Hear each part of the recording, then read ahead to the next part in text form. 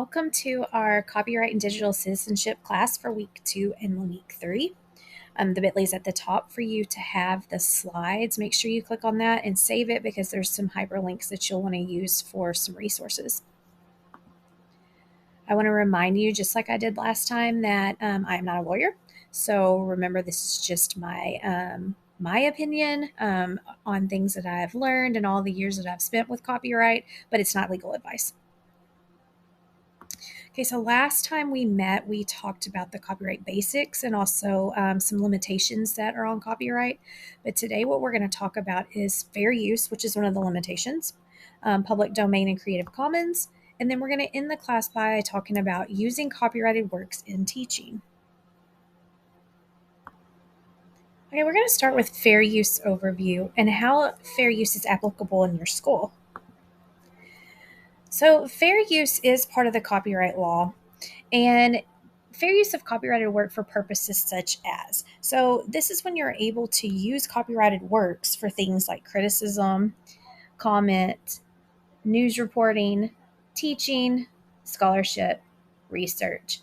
All of those things protect you under the copyrighted law to be able to use things and consider it fair use, meaning that you can use things without asking permission as long as it follows this 4-factor test. Fair use has this 4-factor test that has to be used when deciding if a copyrighted work can be used without the permission of the creator. So when we think about copyright, we think permission. Well, the part of the law that allows us to use works without permission is fair use. It's important to remember, though, that all 4 of these factors need to be considered when determining if fair use applies to us or not. So again, remember, this is not legal advice. I am just giving you what the factors are to be able to determine if you feel like your use is considered fair use. So let's look at each factor. So the first factor is the purpose and character use of purpose and character of the use. This addresses where and how the work will be used. So if the use is for non-commercial purposes, meaning like education, then it's more than likely going to be considered fair use. If the purpose is cited specifically in the law, such again, criticism, comment, news reporting, teaching, that all goes with the non-commercial purpose. If the new work is transformative, that is, if it uses the original to make something different and new that has a more different message on or purpose than the original. And then again, it's fair use too. So I want you to remember that word transformative. There's a little video here. I'm not going to click on it, but you can click on it on your own that shows you actually a transformer. So think back to that kid's toy, the transformer, and how you have something that starts as an original piece and it moves and forms something else. Well, if you are if you're transforming an original work into something new, something more original, then that also is going to side with you with the courts. They like that word transformative. All right, factor number 2 is the nature of the original. Which looks at how creative the work is. When the original work is highly creative, it's less likely to be fair use. The more informational or factual work is, the more likely it will be considered fair use when using copyrighted works without permission. Again, facts aren't covered by copyright, so the less creative it is, the better or more help it is for you with fair use. If a work has not yet been published, this is a big one, using it is less likely fair use. So think about a book that hasn't been published, but you've got that advanced reader copy. Well, why is that? Because the artist may not consider the work actually finished or maybe waiting to publish it at a later date. So you're going to actually impact the future sales or even the reputation of the artist if you release it when it's still a work in progress. Okay, let's look at the third one. The third factor is the effect on the marketplace. And this one actually is probably the most important factor since it affects the livelihood of the creator. Now, in general, the judges or the courts are going to look at all 4 together. They're all supposed to be weighted equally, but this is kind of the biggie. Logically, the greater the impact of a loss of sales, the more likely it will not be fair use. So you really want to think about how you're impacting that creator on this one. And again, remember, you're supposed to look at all 4 factors, but really think about the money issue when you're looking at the fair use. And that goes for education too, because we can still, as teachers, educators, we can still affect the market depending on how we're using works in our classroom. And then that last factor is the amount and substance.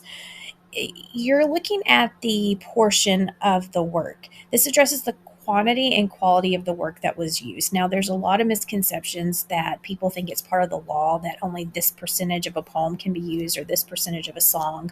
And if you've read the textbook, that our textbook for the class actually tells you it's not a law, it was just an agreement that was made. So, yes, those percentages are true, they are out there, but they're not law. So, if the court disagrees with them, you still could be in infringement. Remember, infringement is when you break copyright law. So when you hear that misconception that, oh, teachers are fine as long as they use this percentage of a poem or this percentage of this or this percentage of that, remember that's just an agreement. It doesn't actually have to be followed because it's not a law. That's why this four-factor test is an actual better thing to use. Using an amount necessary to make a comment or a point for a parody example is more likely fair use, but taking the whole heart of the piece will likely not be fair use. And if you think about it, you don't need to upload an entire movie to comment only on a small portion of it. That's not really a good reason. The courts are going to look at you and think, did you really need the whole entire movie? Could you not have taken just small pieces? If you even think of like TikTok and how TikTok people will upload scenes in movies because they're making comments on it, that is an example of the amount and substance. Are they taking the whole entire piece to make those comments, make those criticisms? Oops, sorry. So, using copyrighted works in teaching, teachers will need to determine whether what they want to do qualifies as fair use. Teaching is a favored purpose under fair use, but it still needs to have those four-factor tests to evaluate whether the specific use fits under the fair use. Reconsider fair use when thinking about how work is shared. If you create a slideshow, you're sharing it with your students, that's fair use. But guys, once you put it on the website, once you've published it online, you're actually inviting the public in.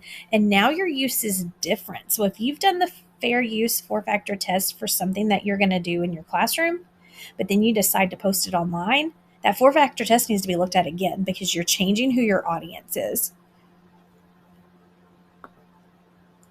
Something that I like to recommend to students in this class is documenting your rationale for the four-factor test. You know, in our textbook, and if you haven't gotten to this part yet, it talks about how a lot of times librarians are one of the only ones that are trained in copyright. And unfortunately, that means people look at us as being the copyright police, which we are not. We are just people who have a little bit better understanding of copyright.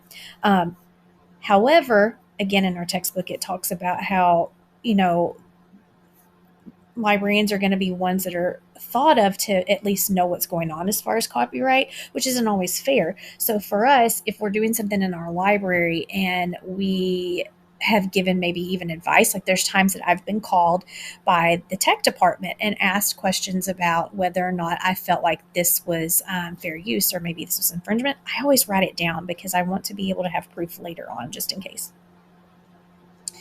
This document here is done by Cornell University. That link is a live link, so if you click on it, it is a great checklist for you.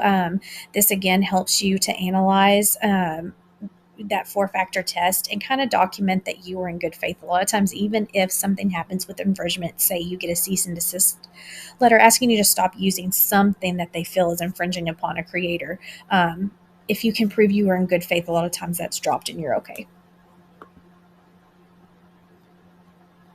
All right, so this portion of the video is on copyright limitations.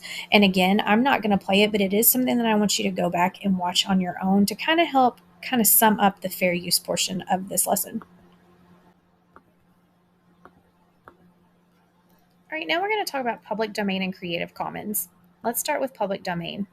So, public domain is commonly used to refer to content that isn't protected by copyright law. Works that are in public domain can be used freely.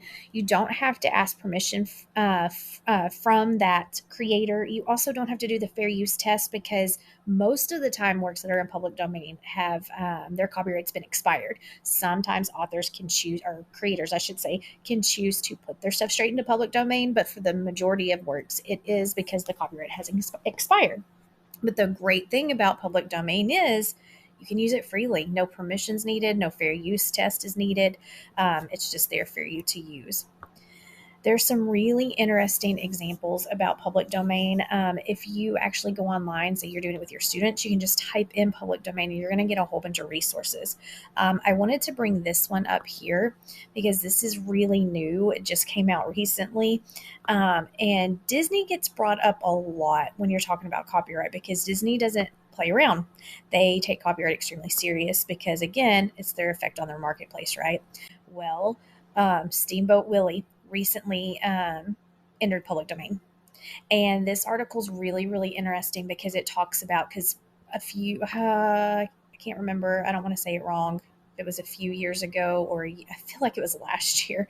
Last year, let's go with that. Winnie the Pooh actually came into public domain, or came into public domain. But it's Winnie the Pooh, A.A. Milne's Winnie the Pooh, not Disney Winnie the Pooh. Um, and this article is about this director who, I don't know if you've heard of it, but there's Winnie the Pooh, Blood and Honey. They created a horror film on it.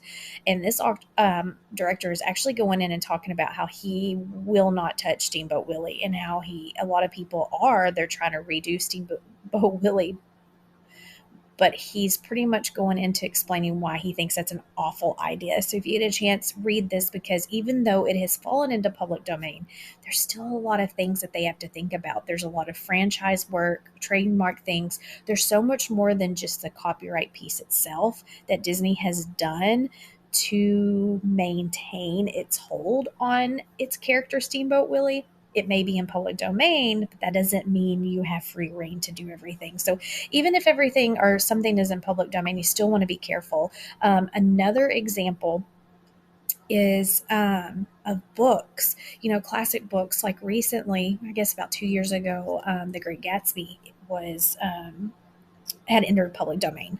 However, you need to remember that if a book is republished and it's been given a new beautiful cover, which a lot of classics have done, and maybe a new introduction has been written, that part actually isn't in public domain. It's the original writing, not anything that's been added. So you need to make sure you pay attention to that part too. Okay, now let's talk a little bit about Creative Commons. Um, Creative Commons is a licensing system. This is something that's great to teach students. Creators give advance permission for others to use and reuse their work for free. If you notice on the very first of my slideshow, I actually have a Creative Commons license on all of my work, and it's a good practice for you to do. One of my biggest things is as us as educators, whether you are in library media program or the iTech program, we have to be role models. So sometimes it may make things harder on us, but if we're going to teach or talk about copyright or say that we know some things about copyright, we should also try to be good role models for it too. Um, but Creative Commons is this licensing program, and it's got a big range of things that you can do with it as far as the license. There's a huge body of Creative Commons work available, so it's a great place to use with students. So one, they learn what the license is, but two, they're not just going to Google. The only negative I will tell you is some school districts, their securities, their firewalls may actually block it, so you have to kind of be careful on that too. Um, Again, with Creative Commons, you can use as much as you want, but you have to follow the terms, and those terms are all in the license. And each of those licenses have different little symbols um, and restrictions that you need to look at. This video is going to go into Creative Commons and public domain. Again, this is one from Copyright and Creativity, a nonprofit organization that I think has amazing resources. These are made for students, but they're really great for adults too because they're really great overviews. We're going to skip it. You can go back on your own because I want to go straight to the Creative Commons license. This is an overview for you of the license. So if you notice, it goes from least restrictive, where you can use the work and do whatever you want to. You just have to give attribution, which just means credit, or all the way to the most restrictive, which you can use and share, but you can't do anything to it. You can't change it, you can't sell it, nothing. Okay. And then it gives you a little bit more down here where it's public domain and Creative Commons zero. These are some things that are attribution free. You give no credit. This is a great chart to use. Down here's the website. This is Kathleen Morris. She is a really good resource when it comes to copyright and fair use. Okay, let's move on to using copyrighted works in teaching. Okay, so we've talked before about how with copyright, you have to ask permission, right? And then we've talked about fair use and going through those four factors because if you're using it in class with your students, you have more flexibility, right? You don't have to ask permission as long as you're covered under fair use. But there are some easy ways as well. Educators always want to know how they can use copyrighted works in class. And without asking permission or without worrying about fair use, you can do these things as well. So, license is the first one. So, license and subscriptions. Your district may actually have subscription services that make certain copyrighted resources available. Be sure to check with your librarian or even somebody in the tech department to determine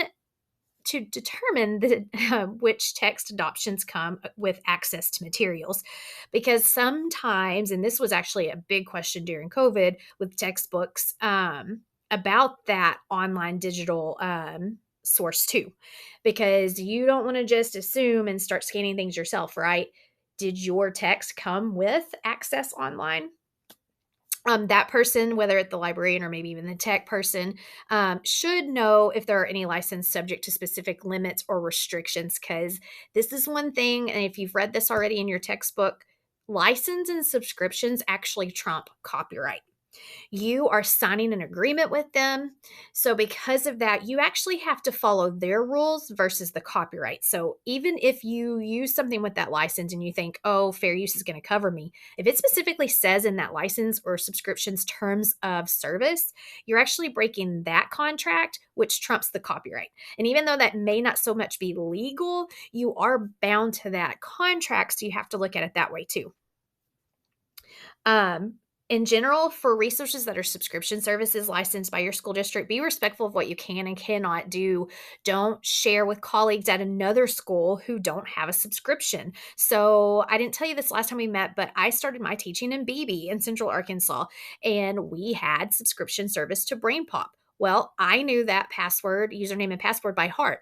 Well, when I moved to Bentonville, I couldn't just continue using that because I no longer worked for BB. And even though it would have been so nice to continue to use BrainPop, that isn't part of the subscription, right? I'm working for a totally different school district. So I have to be mindful of that. And again, that kind of comes back to us being role models and doing what's right. The next one is OER. OERs, or Open Educational Resources, are just that. They're learning and teaching resources that are created or licensed to be used for free. The link that I have here is to the OER Commons, where you can search by subject matter or grade level for available resources. And speaking of links, let's go ahead and talk about that. Another way you can reduce potential copyright questions is, rather than posting content on your learning management system or even your assignment, link to that source versus just copying it.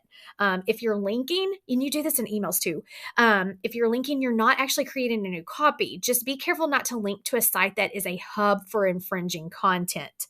I'll talk about that in a later class, and I can't remember which weeks it's for. We're going to talk about how using hubs or websites that have infringing content. So I'll explain that a little bit more when we get there. YouTube could be an example. YouTube has some great sites, some great channels, but there are some channels that have infringing material. So that's just an example. One downside in linking is you do not control that website. So you may need to revisit the link from time to time to ensure it's still active. I even use linking when I make virtual libraries. I also make sure anytime I'm making virtual libraries, which my school actually still requests me to make virtual libraries, even though we aren't virtual schooling anymore, and especially no AMI days either. But my classes still use them, maybe for stations or rotations or however they're using them in their classrooms. But I choose to link to sites like Epic that are free for people to use, to make sure that I'm not sending them to places that they're getting to, one, inappropriate material, maybe like YouTube, they could get on different things. But two, I know it's a place that it's not being infringed upon. Okay, so using copyrighted works in teaching, a specific exemption, to copyright allows teachers to show or play a copyrighted work in class without needing any license or subscription and without having to rely on fair use at all. Okay, so in certain situations, we're allowed to use copyrighted works for in class teaching. That's performing or displaying a copyrighted work in class is allowed if, and this is important because this exception applies only to performances and displays. It would not apply to making or distributing copies. Okay. So the instruction has to be face to face, given by a nonprofit educational institution, and the copy was legally obtained. Okay. This particular exemption allows teachers to show a work like a movie or a picture, photo, but not make or distribute additional copies. So here's an example. If a history or government teacher wants to show part of a biography of George Washington, the copy was legally obtained, it can be shown. The media you're using has to meet a true educational purpose. It cannot be a reward. Okay, this kind of goes back to that fair use, like why are you using it? But you don't actually, if you know for a fact that you're going to show a movie that is tied to your curriculum, you don't need to go, one, you don't have to ask for permission, and two, you don't need to go through the 4-factor test for fair use because it is the use that you're using it for is for an in-class instructional reason. But again, the huge part I need you to understand is it cannot be a reward. This cannot be inside recess. This cannot be because it's raining outside, so you're showing movies in the cafeteria. It has to be face to face, meaning in your classroom instruction. Okay, hope that makes sense. And again, this isn't copies. This is displaying and performing work. If the instruction is online and not face to face, there is something called the Teach Act. However, there are district requirements, so the Teach Act isn't so much easy to navigate. I am not really going to talk much about Teach Act because now that we're past COVID time, and especially in the state of Arkansas, us not having AMI days anymore, even though the Teach Act is still applicable, it's not really, I don't want to say it's not important, but it's not a big issue for us in this class. So I'm mainly going to focus on just your in-class stuff. A misconception during COVID time was because of fair use and that specific exemption for in-class instruction, that it automatically translated to your digital classroom. That's actually not true. Your virtual classroom versus your face-to-face classroom, you didn't get the same protections. And that was some misconception that a lot of people had. The Teach Act did help with that. But again, we're going to mainly focus on in-class instruction for this course. And then if your needs aren't met by one or number two, you can always go to Creative Commons, public domain, or district subscriptions. So let's look at that. So here we have some definitions because this is so important. And I know you've heard me talk about this before, but that's okay. I'm going to repeat myself. So copyright. It's the exclusive legal right to reproduce, publish, sell, or distribute the matter in form of something, such as literary, musical, or artistic work. My main thing I want you to remember, that's thinking of permission. To use it, you have to have permission. But then we have terms of service or use. Then I talked about that with subscriptions. The legal terms that set forth the nature, scope, and limits of a service, such as one offered through a website or app, and the rules that the service users must agree to follow. We use this all the time in our personal life. Think of Netflix or any of those streaming services we use. We sign a terms of service or use. And then licensing, a grant by the holder of a copyright or patent to another of any of the rights embodied in the copyright or patent, short of an assignment of all rights. So again, when you talk about licensing in terms of service, those things are kind of going to trump copyright because you have signed a contract. Okay. Here is a great example of terms of service. So I get asked all the time about Netflix, and here's a great example, actually. The year we got back from COVID, all these years run together. But what was that, 2020, 2021 school year? It's the year that it was super restricted. I got a call from one of the high schools, from one of the librarians, because she had been asked by the curriculum director for secondary to create a professional development for administrators, because she was noticing, this curriculum director was noticing that she thought a lot of infringement was happening, and she was not happy. And one of the things she was not happy about is she was seeing a lot of classes using Netflix, and she was asking about putting that in the PD, talking about copyright. Well, the thing is that's actually not copyright. And these two screenshots here kind of talk about it. It's not a copyright issue because it's a terms of service or licensing issue. Okay. You have a subscription to Netflix, Amazon Prime, Disney Plus, whatever it is. You have a subscription to it. You pay for it. You've signed a terms of service. So it's not a copyright issue because you actually are obtaining the copy legally. However, you are breaking your terms of service because, unfortunately, especially like Netflix actually says it has to be for personal use only. When you start showing it in your classroom, regardless of how many students are sitting in that class, it could be 3, it could be 28. You have now created a public performance. And that is not what your terms of service say. Your terms of service actually talk about you doing this for your own private viewing. They actually could cancel your subscription. It's all in your terms of service. And again, that's not just Netflix. That could be any streaming service. If you break your terms of service agreement, you could lose your membership. And I will say Netflix is cracking down. I have had people raise their hand in whether it was a class or a PD session somewhere and tell me, yeah, I got an email from Netflix saying they've noticed that I've been using my Netflix at different IP addresses. They are cracking down. So be mindful of that.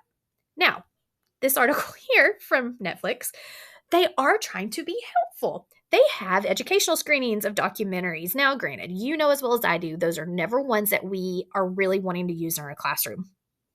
However, they're trying to be helpful, so there you go. I normally tell people in my courses that I will say they have a great YouTube channel, and if you're using their YouTube channel, that's their actual channel, use it. That's what they have it there for. They've got some great things.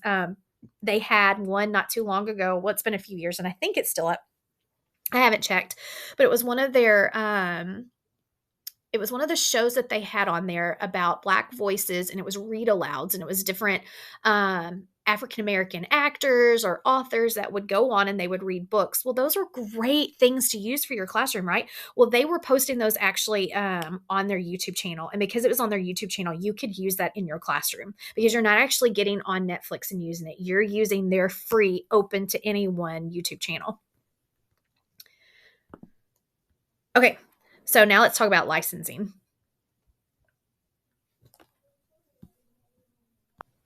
All right.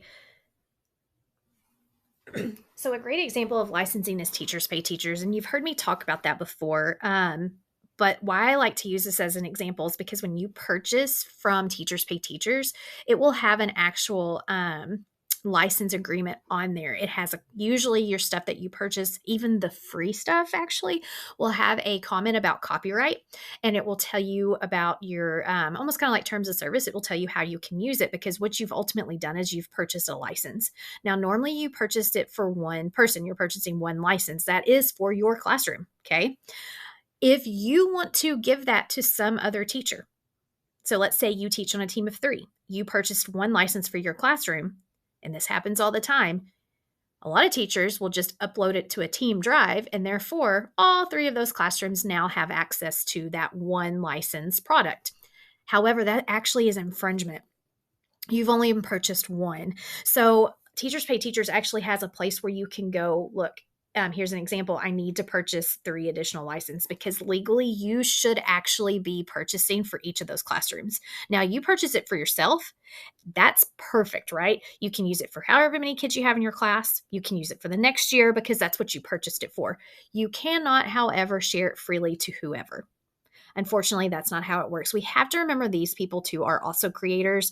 I actually knew a teacher in Bentonville who took a leave of absence to actually, she was a photographer on the side. So she decided she wanted to get out of teaching for a little bit. And she actually did photography for people on Teachers Pay Teachers. And that's how she got paid for a while. So these people, I mean, this is part of their living. Now, some it may be their side job, but some people it may be their full-time gig. So we have to be mindful of that. But this is a great example. And I know unless you're an elementary teacher, sometimes not everyone understands the whole Teachers Pay Teachers, but it is a huge thing. It's in a lot of elementaries.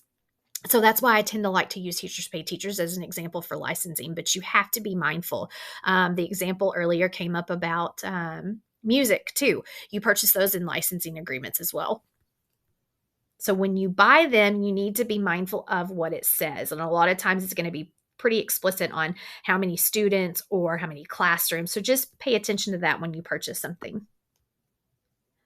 Okay, this is a resource that you can use with your students, and you may already do this. This may be something you already know, but I like to do this, especially when I'm first teaching copyright to elementary students, but I suggest you doing it with all students. It doesn't matter the age because it's just something to be reminded of. But the Google usage rights search, because let's be honest, a lot of times our students are going straight to Google and Googling things. I mean, I know a lot of teachers who that's their first thing to go to. And don't get me wrong, my family calls me the Google queen because I want answers, especially when we're watching movies. And someone might say, oh, what's that actor from? I'm going to Google it. So I get it. However, when we have students that are doing projects or research, we want them to be mindful of copyright rules. So a way that you can, a good lesson to do with them is this Google usage rights search. If you go to tools, you can change the usage rights, which is right here. You can change it to Creative Commons license. And I like to do, now this example is with flowers, but I like to do Harry Potter because when you type in Harry Potter and you have it on all, you're going to see all kinds of great pictures, right? But if you change it to Creative Commons license, you're going to get squat because you've now made it to where you're giving them ones that they can legally use, and that's not much at all. So if you keep it on that Creative Commons license for those younger kids, that's about as much as I get into. But when you start moving to middle school and high school, you need to teach a little bit further. You take those Creative Commons licensing that I showed you earlier in this lesson, and you dig in a little deeper. So you have flowers, you change it to Creative Commons license, and then you're going to have all of those images pop up, right? But you can actually click on that and show your students how to check for a license there. So let me show you. All right, so I'm going to type in flowers just like my example showed. I'm going to come to images, and I'm going to come to tools and usage rights, change it to Creative Commons. Okay. Oh, hold on. Let's go back real fast. I want you to see. So here's all. Okay. So you can kind of see what popped up. Now let's change it to Creative Commons license and pay attention what we've lost. All right. Now here we are. We still have to teach our students how to look at those licenses. I don't do this with my elementary students. Some of them may be ready, but a majority of them aren't. But your middle and high school students do need to know about this. So if I click on this, they still need to know to look at license details. Okay. Now remember, I showed you that that chart here, and I can actually go back to it. Let's go back to the chart real fast. So this chart here.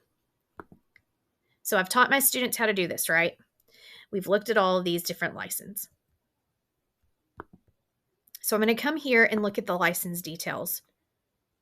And right here is the license details, because they still may have certain things that they can and can't do with those. So just because it pops up on Google, and this is something that I didn't even realize until later on in my teaching, that just because it pops up on Google, I can't just use this picture however I want.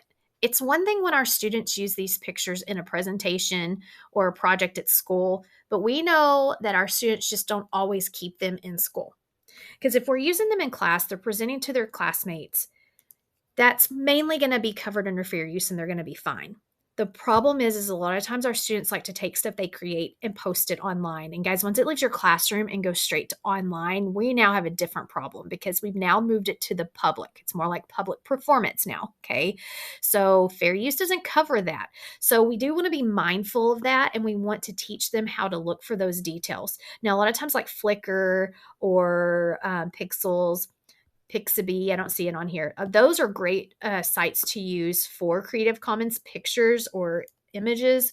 But you still want to teach them to look for that license detail and make sure they are reading the Creative Commons license correctly. Okay, let's go back.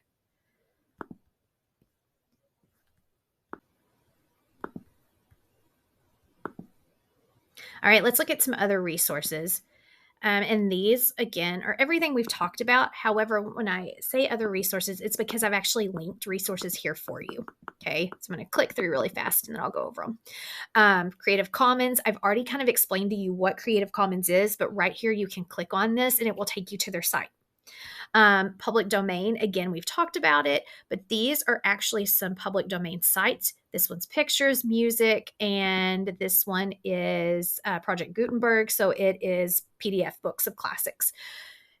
So I wanted to make sure that you had some quick resources that were at your fingertips so that you can quickly go to them and didn't have to search for them.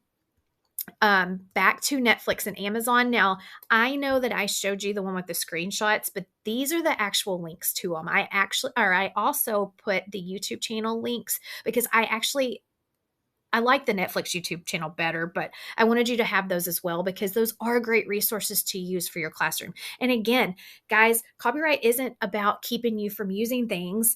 It's just about protecting creativity. So I just want us to be mindful of how we're using those copyrighted works to make sure we're doing them legally.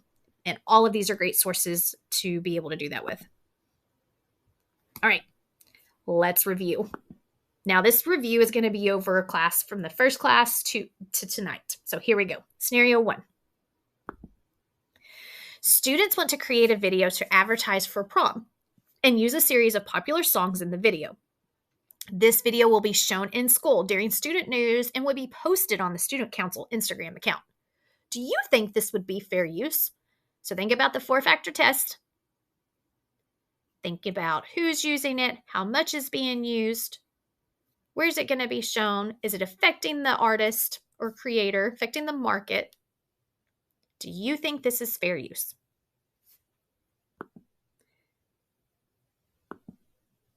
Which one? Yes, no? If you said no, then you are correct. This is not fair use. And what's gotten this scenario is the Instagram. Once those students posted on Instagram, it's now a public performance. So fair use isn't going to cover this any longer. Okay, scenario 2. A high school student in the American pop culture class designs a presentation about the television show Friends. He uses images from Google that are not considered Creative Commons, but only plans to share it within the classroom and cites the images. Is this considered fair use?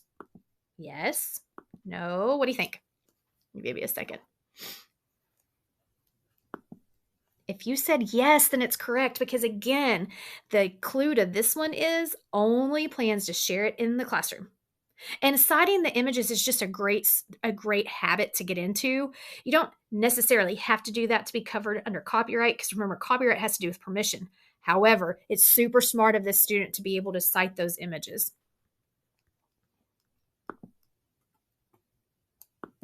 Okay, next scenario. A 3rd grade teacher would like to reward her students for accomplishing a goal. The students want to watch the Pinocchio movie on Disney+.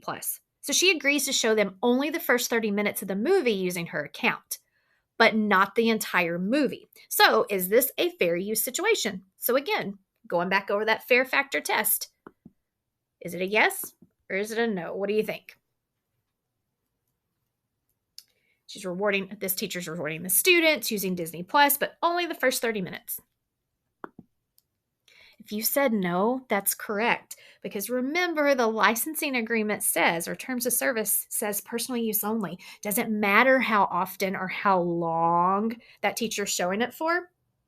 That doesn't matter. It still doesn't, it breaks the terms of service agreement. So again, even though the 4-factor test does talk about the amount used and 30 minutes was used, it also doesn't meet the in-class exception. This has nothing to do with the curriculum. This is a reward. That's another thing that gets them. This does not mean you can't show movies for rewards. And I'm going to talk about this later too, but you can show movies for rewards, but you have to actually purchase a license for your school. And a lot of times your districts already have this, so that's something you might want to ask. I know in Bentonville, the district pays for K-6 schools to have a movie license, which means and ours is through Swank Media, we have a license to be able to show movies. It does not pay for 7 Up or 712. The schools themselves have to pay for it. But that's how, as long as you have a movie license, that's how you're able to show movies for rewards. But it's definitely not going to be fair use. Okay, so that is the end of the class today. Again, a lot of this was kind of a review from the first, or actually more in depth from our first class. But as always, here's my contact information. If you have any questions, please don't hesitate to email. Even if it's a specific question, I'm gladly answer any questions that I can. If I don't have the answers, I definitely know people that I can reach out to ask more in-depth questions to, and I will continue on with our lessons for the next few weeks. Hope you guys have a great week.